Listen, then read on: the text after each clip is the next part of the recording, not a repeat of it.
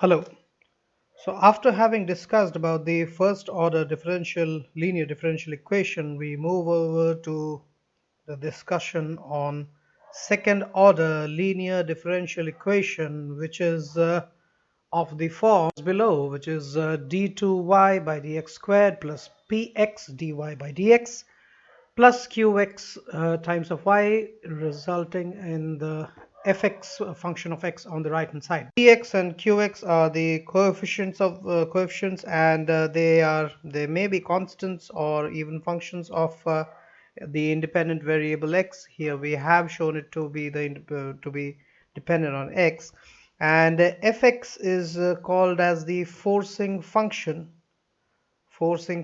and it's more related to physics in that case. And as we know, for fx equal to 0, uh, we have the equation to be homogeneous, whereas we have it as inhomogeneous for fx not equal to 0, so that is inhomogeneous. Now uh, as for the general solution that we already know, in case of the first order differential equation, we have the h term, we denoted by capital H this time, and we have the p term, which is the particular integral, and the h term is the complementary function.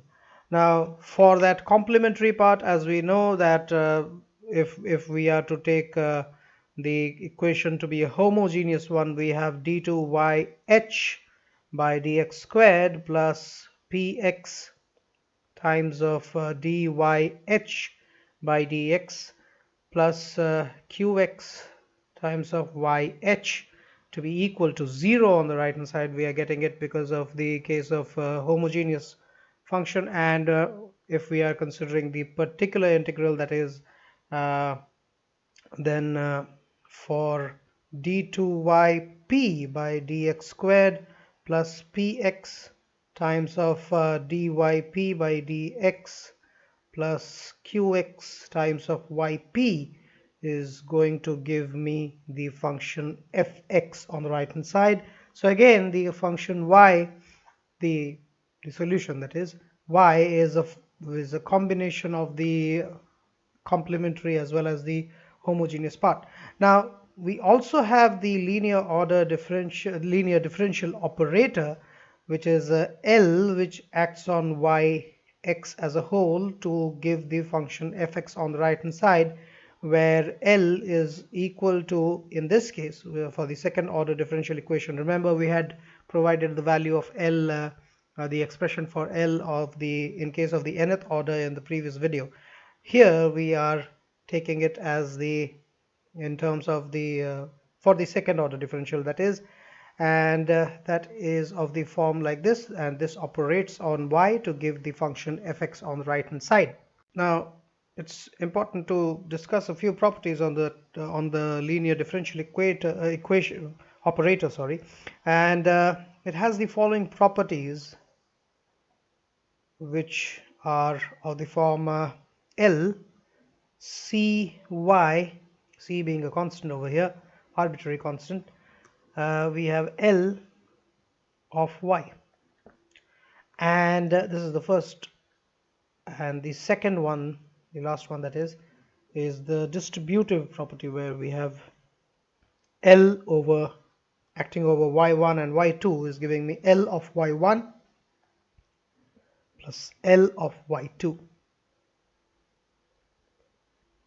Now, as discussed in the previous video as well, if we are considering the case of homogeneous equation and we are considering the solution for it, we have L of suppose we take y1, and we have L of y1 to be 0. Then also for the given constant, we also have the LC of y1 to be equal to c times of L y1, which is also equal to 0. So this can be treated as a theorem which is associated with the homogeneous equation. So this is probably theorem 1. And then we also have the case where we are considering a combination of two solutions with two arbitrary constants c1 and c2.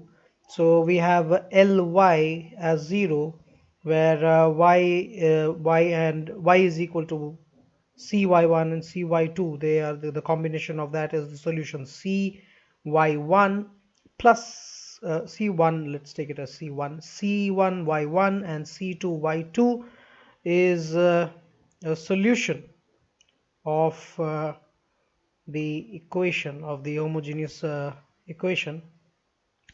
Then as Ly1 is equal to 0 and Ly2 is equal to 0, we therefore have L of C1y1 plus C2y2 to be equal to L of C1y1 taken individually. Remember this, we are taking this property into consideration. L of C2y2, which is also equal to the C1 can be taken outside, L of y1 plus C2 L of y2, and this is going to be equal to 0. So this is of the form of principle of superposition, where we have y is equal to c1y1 plus c2y2. This is the principle of the form of principle of superposition.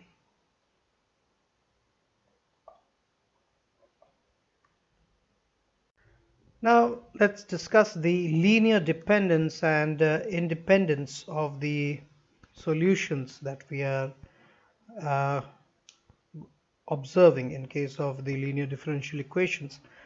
Now with y1 and y2 as the solutions of the differential equation that we have uh, that we've given. So from that we have L operator operating on y to give y double primed, which is the double derivative of course, and px y prime plus qx y to be equal to 0 in some open interval, where we are not setting the limit of course, in some open interval I. Now y of x, which is equal to c1y1 plus plus c2y2, is a solution of the equation Ly, the solution of this equation that is. Then these y1 and y2, they will be called as linearly dependent on on an open interval I, where both the functions are defined if they are proportional to I, which means that if they have we have y1 to be represented in the form of y2, or we can say y1 is equal to some constant times of y2. Conversely, we can also say that y2 is proportional to y1, or we can say y2 is some constant, some other constant, that is, let's take it as k prime y2, not y2, y1. So this will mean that if we are getting y1 is equal to k times of y2, that means what will be the value of y in that case? Y is equal to y1 plus c1 y1, but remember y1 is equal to k times of y2 plus c2 y2, so that means we are getting c1k plus c2 whole of y2, which is this term that we have over here in brackets. This is some other constant, let's take it as a. So y is a times of y2, so we need just y2 to represent or y2 as the solution of y. And similarly, we can also have y to be equal to, this is c1 y1, and y2 being represented as some constant multiplied with y1, that is c2, and this is k prime y1. So this is c1 plus c2 k prime, and that multiplied with y1. So this in entirety is dependent on y1 simply. So uh, we have y1 and y2 proportional to each other. Y involves only one arbitrary constant instead of two. So c1 y1 plus c2 y2 cannot be a general solution of the differential equation that has been given, if y1 and y2 are proportional or dependent on one another. Now, if they are not proportional, now we take the second case. So in that case, we are getting c1 y1, which is not a general solution, and we are having y1 and y2 not to be proportional to one another, and therefore they are reduced. They cannot be reduced to single function. They cannot be reduced as a y2 or b y1, as we have seen up there. That's why they are linearly independent. So we are having linear dependency when we have them to be proportional to one another, and we are having linearly independent solutions when they are not depending or not proportional to one another. As simple as that.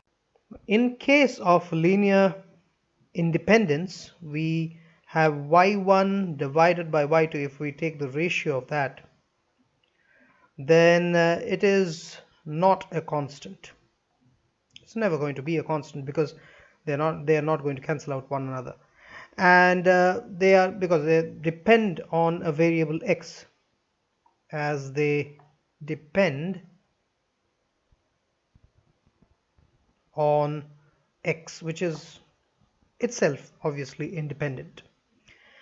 And the two linearly independent solutions of the linear second order homogeneous equation over an open interval is called a fundamental system, and they are the basis of the solutions of I.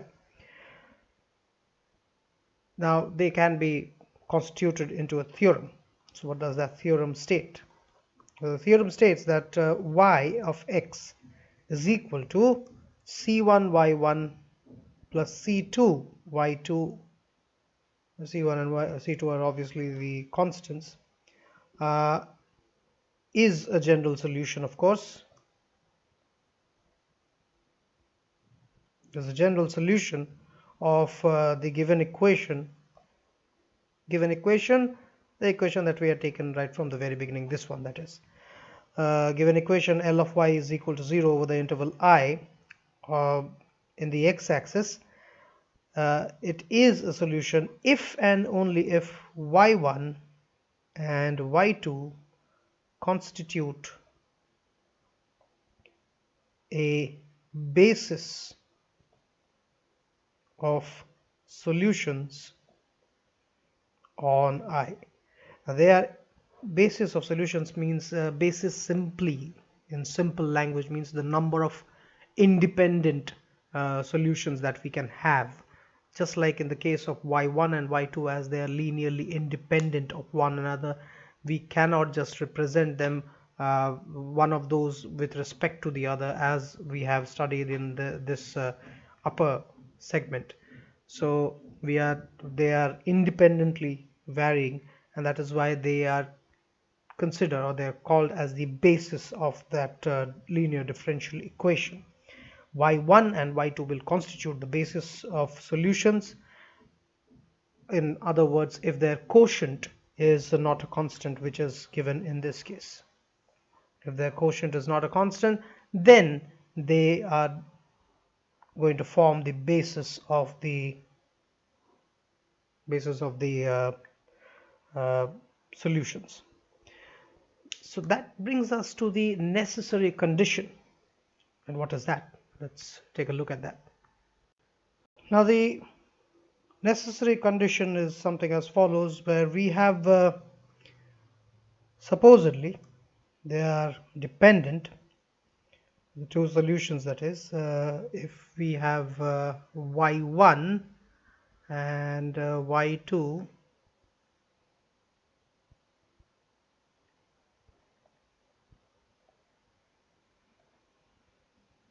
are supposedly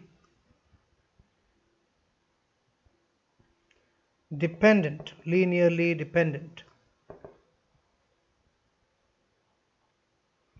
then we obviously have y1 by y2 to be equal to a constant, and in this case the constant is simply, for the homogeneity from the homogeneous equation that we have, is simply equal to c2 by c1, and c2 and c1 are obviously non-zero terms. So this implies that c1 y1 plus c2 y2 is equal to 0.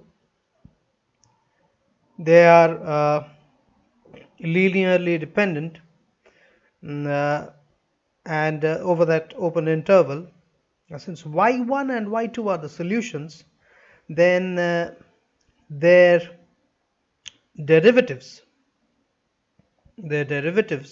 must also be they must also exist.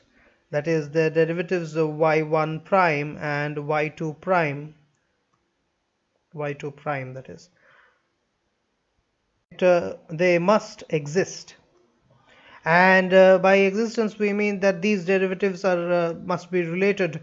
So the equation c1 y1 primed plus c2 y2 primed over x obviously is equal to 0. Now if we take these two equations into consideration and we put them in a determinant form, then what we have is the solution can be given as w of y1 y2 is equal to y1 y2 y1 primed y2 primed, and this is known as the Wronskian, where we have considered the um, solutions as well as their derivatives. So this is the Wronskian of the functions y1 and y2. This is the necessary and sufficient condition that the Wronskian must be equal to 0. Now, in case of the solutions being linearly independent, then we have the Wronskian, which is obviously of the form that I have expressed over here, that won't be equal to 0. It's as simple as that. So that's more or less the case of linear dependence and linear independence and the necessary condition involved. We move over to the next segment where we are discussing about the second order linear differential equation, homogeneous, with constant coefficients. So second order homogeneous linear differential equation with constant coefficients. Now, we had taken the coefficients to be variable in this case. Now we will be taking not variable, but they were dependent on x. The x could have been 0 or something like that, but here we are exactly taking them to be as constant coefficients. So we have the equation as d2y by dx squared plus a, which is a constant, dy by dx, plus b again, which is a constant of course, and a and b are real constants. And so now we take we bring about the differential operator.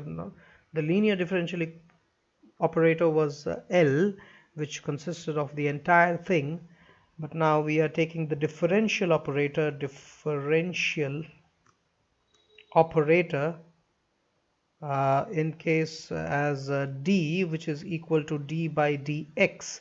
So d squared will be d2 by dx squared. So that means we will be writing this equation to be of the form d2 plus ad plus b operating over y, which is obviously a function of x, and that is equal to 0 for the homogeneous equation. Now if yx, which is equal to e raised to the power some alpha times of x, be the solution, and we operate this differential operator, alpha is just a constant which is chosen, then we have d over yx to be equal to alpha times of e to the power alpha x, and d2 y over y of x to be equal to alpha squared times of e to the power alpha x.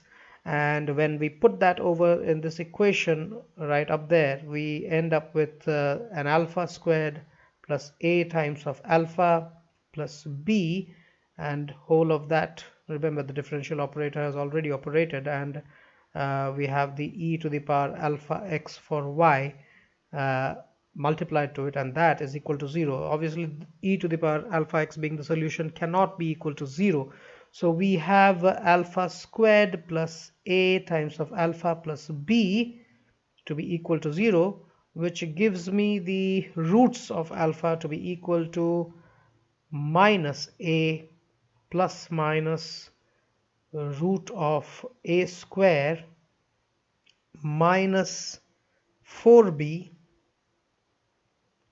divided by 2. That is those are the roots.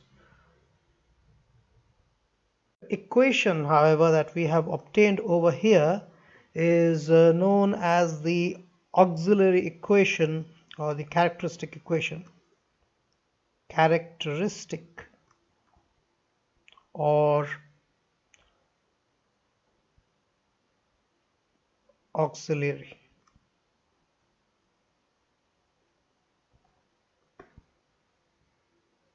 Not visible there.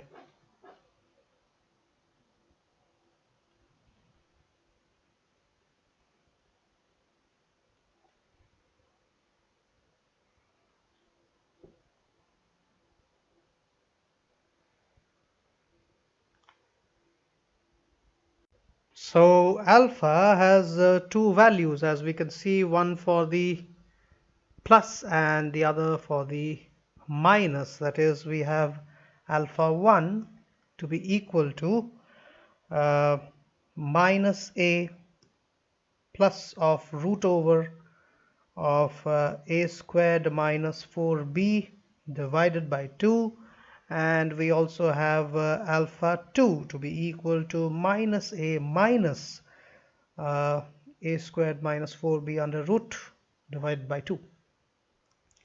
So these are the two values of alpha, and it follows that y1 x is equal to e to the power alpha 1x, and we have y2 x to be equal to e to the power alpha 2x. They are the solutions. The general solution can obviously be obtained by determining the nature of the solution, where we distinguish three cases. So there will be three cases that we have to consider for the case 1 being real and unequal roots. Then we have the second case where we have the roots to be real and equal. And we have the third case where we have the roots to be complex. Now, as for the first case that we have, that is in case of alpha 1 not being equal to alpha 2, then consequently we'll have y1 not to be equal to y2. So the Wronskian is not going to be equal to 0, as we have the linear independent case over here. So e to the power, which is y1 in this case, e to the power alpha 1x, e to the power alpha 2x, and the first derivative, that is alpha 1 times of e to the power alpha 1x and alpha 2 times of e to the power alpha 2x, by taking the derivative, that is going to give me uh, alpha 2 minus alpha 1 times of e to the power alpha 1 plus alpha 2 times of x. That is what is going to give me. Let me write that clearly for you, it's congested over there. So alpha 2 minus alpha 1 times of e raised to the power alpha 1 plus alpha 2 times of x. Alpha 1 is obviously not equal to alpha 2, so that is why we have the Wronskian to be not equal to 0. And they are linearly independent solutions, so the general solution will have a y to be equal to y of x, which is a general solution. Y of x is equal to c1 y1 plus c2 y2. That is going to be equal to c1 y1 and y2, as you know, is e to the power alpha 1x alpha 2x.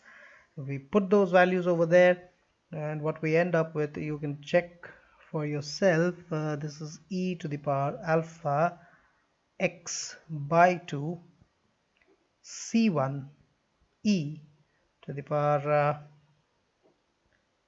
a squared minus 4b times of x lies outside divided by 2, and we have c2 e raised to the power minus of this term, that is a squared minus 4b divided by 2 multiplied with x. Now if the case arises for the roots to be real as well as equal, so alpha 1 is equal to alpha 2, what we are going to end up with is the Wronskian is going to be 0, isn't it? So with the Wronskian being equal to 0, we also have the case where minus of a by 2 plus a squared minus 4b under root divided by 2 is going to be minus of a by 2 minus of a squared minus 4b by 2. These two things are going to be equal. So what we have is a squared minus 4b is equal to 0, or we have a in terms of b, that is a is equal to 2 times of root over of b. We simply take root b as supposedly mu for our uh, writing convenience. So b is equal to mu squared.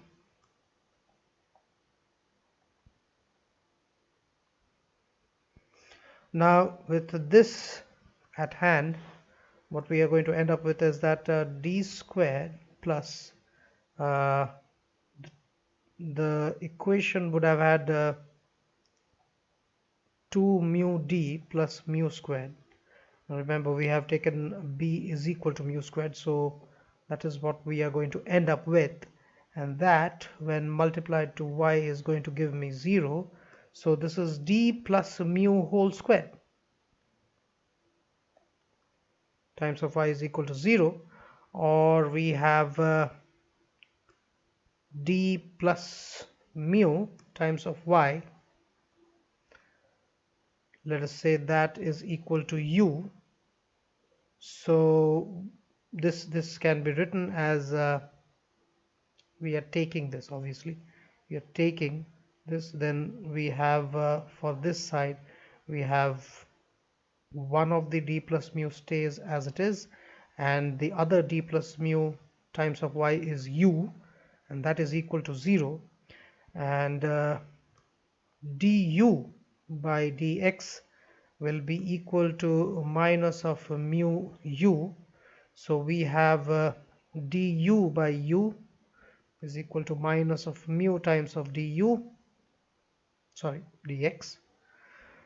So this integration would yield something of the form ln of u is equal to minus mu x plus, let's take the constant as ln of a, for as it is easier in that case. So we have equating both sides, we have u, or we can say u by a, and the logarithmic term can be taken out, and we have the constant on the other side. We have the exponent on the other side, e to the power minus mu x. So we simply end up with the solution. This is going to give me u to be equal to a times of e to the power minus mu x. This is the solution. Well, it is in terms of u, isn't it? So we are going to take it back to uh, the y form, that is. Remember, where did we get u from? Where we took u as d plus mu times of y is equal to u. So we are going to go back to that. So this is d plus mu times of y instead of u, and the solution that we have obtained is a e to the power minus mu x. Now this d, as you know, is d by dx. So now we can write it as dy by dx, and the e to the power minus mu x actually can come over to this side, and this is e to the power plus mu x now. And for the second term, we have mu times of e to the power plus mu x times of y, and this is equal to a. Well, if you observe it closely, this is simply the exact form of this, y e to the power mu x, and that is equal to a. And integrating this, we will get d of y e to the power mu x. Integration of that is going to give me a dx integrated, and this is an indefinite integration, so y e to the power mu x is equal to ax plus some integration constant b. So that means the solution that we were looking for is y ax plus b times of e to the power minus mu x minus of mu x, and what we had taken in this case over here on the left hand on the previous page is that that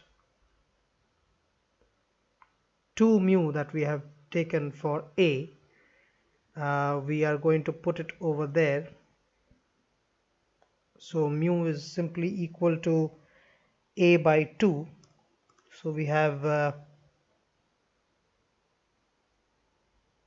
value over here to be equal to, where did it go? We have ax plus b e to the power minus a by 2 times of x. Now that is the solution for the given equation when the roots are equal.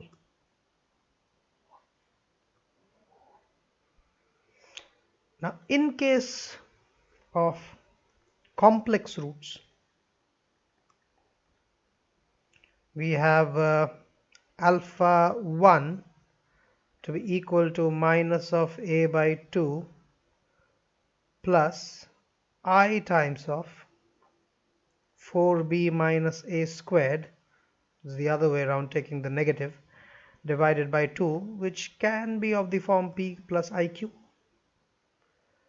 So in case that 4b minus a squared is greater than 0, then we have a squared minus 4b to be less than 0. So, and alpha 2 is simply minus a by 2 minus of I times of 4b minus a squared under root divided by 2, and this is p minus iq.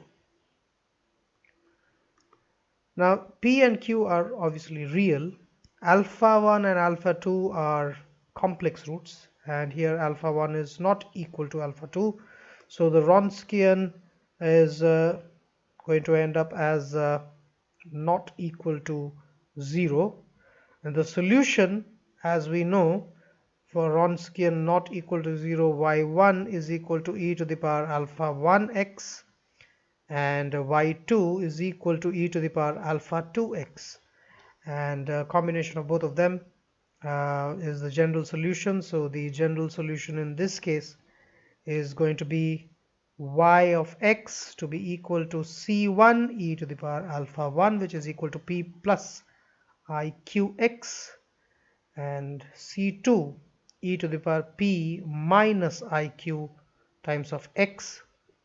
That's the solution, but we can, however, rewrite it in a better way.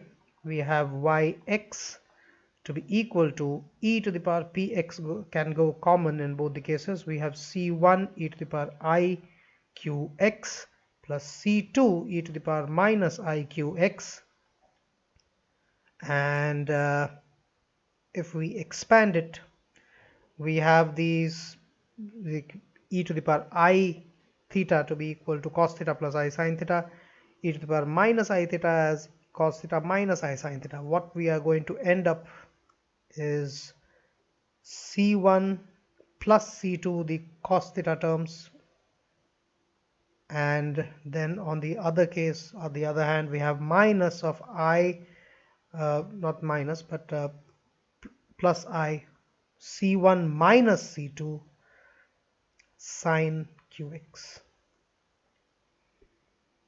And if we are taking this term c1 plus c2 and c2 minus c1 minus c2 to be some other constant, let us say we are taking them as a1 cos qx plus ia2 sin qx, a1 and a2 in place of c1 plus c2 and c1 minus c2, that is, then we have y to be equal to and we further take a1 as a cos theta and a2 as minus of a sin theta. It becomes much easier that way. We'll see how. So e to the power px, a1 is now taken as a cos theta, so that gets a1 becomes that times of cos qx, and as for a2 we take it as minus a sin theta, so this is a minus, we take a2 as a complex number, so a2 is completely this term I included. So a2 is supposedly taken as minus of a sin theta, that multiplied with sin qx.